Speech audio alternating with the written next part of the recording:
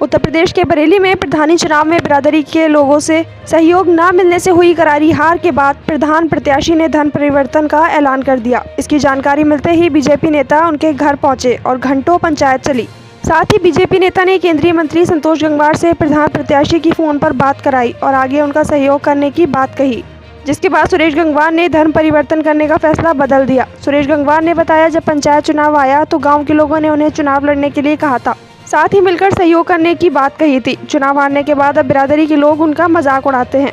इससे परेशान होकर उन्होंने हिंदू धर्म छोड़कर दूसरे धर्म अपनाने का फैसला किया। हम उस पर तो लिखा है कि मुस्लिम धर्म के लिए हम ईसाई भी बन सकते हैं, सिख भी बन सकते हैं। तो आप हिंदू धर्म छोड़ के क्यों जा रहे हैं? इसलिए जा रहे हैं, अभी बोर्ड जिस दिन बोर्ड खुले थे, संकट डॉक्टर का लड़का जी, तो हमारी बच्चों से हुज्जतबाजी हो गई थी। बोले कुत्तों ने हमारी हवा उड़ाई तो इस पीरियड में मानने को यहाँ चढ़ाई करी आगे आपके मकान तक। हाँ, अच्छा, हम घर पे नहीं थे। अच्छा। और आज भी जो पंचायत जुड़ी थी तो लड़की ने हमारी कुछ कह दी तो लड़की हमारा कह रहा था मुँह पर चप्पल मारूंगी। वो ये कौन कह रहा था? वो कपिल कौन? कपिल है, संकट डॉक्टर लड़का। अच्छा, वो क्यों ऐसी बातें कर रहा है आपसे? वो लड़की ने कोई बात कह दी होगी, इसकी मम्मी गई होगी वहाँ, बोले तुम चलो यहाँ तक। हम बैठे थे वहाँ, तो इसने भी कह दिया जो उस समय कहाँ गए सब कुर्मी, आज ये कुर्मी सब इकट्ठे हो रहे हैं हमारे विरोध। तो उन्होंने कुछ बात कह दी होगी, तो हमारी लड़की से कह रहा था कि तेरे मुंह पे चप्पल मारूंगी, यहाँ चली जा। पूरी समाज के सामने कह रहा था। अच्छा, ये इतना बड़ा जो फैसला आपने लिया, ये किसी न किसी वजह से या समाज की वजह से या समाज ने आपको कहीं ना कहीं छोड़ा होगा? समाज ने बिल्कुल हमें नकार दिया। कैसे? ना हमसे कोई बोलता है, ना चलता है, किसी से कोई मतलब नहीं है, ना हमारे यहाँ आना ना जाना कोई मतलब नहीं। अच्छा, चुनाव आप इससे पहले भी पूर्व में लड़े थे कभी? चुनाव 2010 में लड़े थे, तो मेरे वोट पड़े थे 625। अच्छा।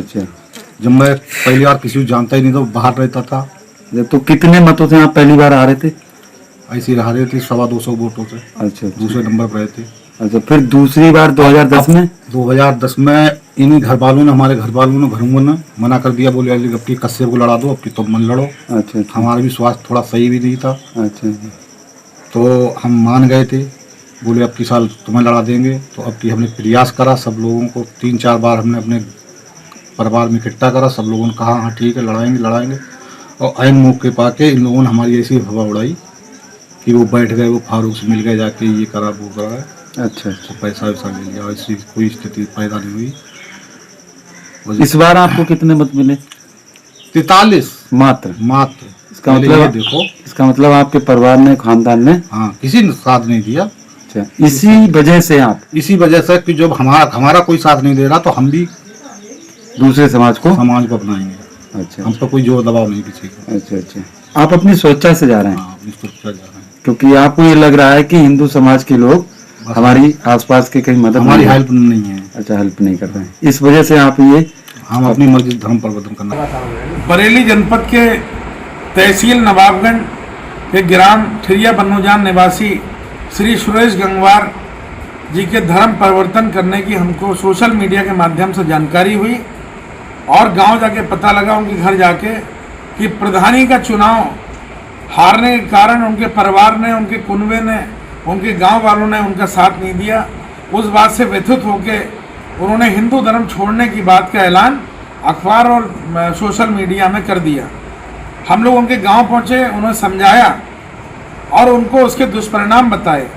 उसके बाद हम सबके नेता परम आदरणीय भारत सरकार में श्रम मंत्री श्री संतोष कुमार गंगवार जी से उनकी हमने टेलीफोन पर बात कराई और माननीय मंत्री जी की बात को समझकर उन्होंने माननीय मंत्री जी के निवेदन पर अपने निर्णय को वापस लिया और हम लोग को आश्वासन दिया कि अब हम अपने इसी हिंदू धर्म में रहेंगे, इसी में अपनी आस्था व्यक्त करेंगे।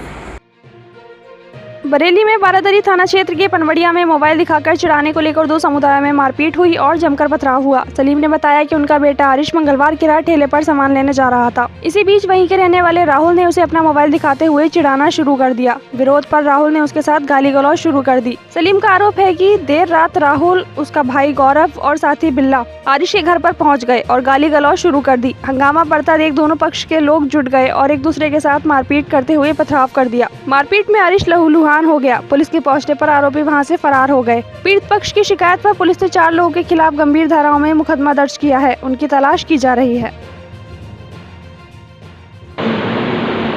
लड़की है, पूरी है, उसके चक्कर में दिखा के जबरदस्ती गाली वक्त लड़की को भी सम्मान किया है। अच्छा, कौन लोग हैं वो? हिंदू हैं, राहुल है, वो उसका भैया है, सब 2-4 और हैं, बिल्ला है, ये सब हम लोगों ने मारा उनकी बात में। तो मारा क्यों आपको? हमने मारे मेरे सर पे। क्या चीज मारी? रॉड मारी है। क्यों मारा?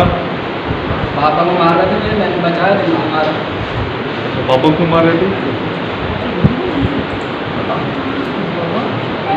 मार रहे थे, पहले गाली बज रहे थे, जब मार रहे थे। अच्छा, किस जगह हुआ है?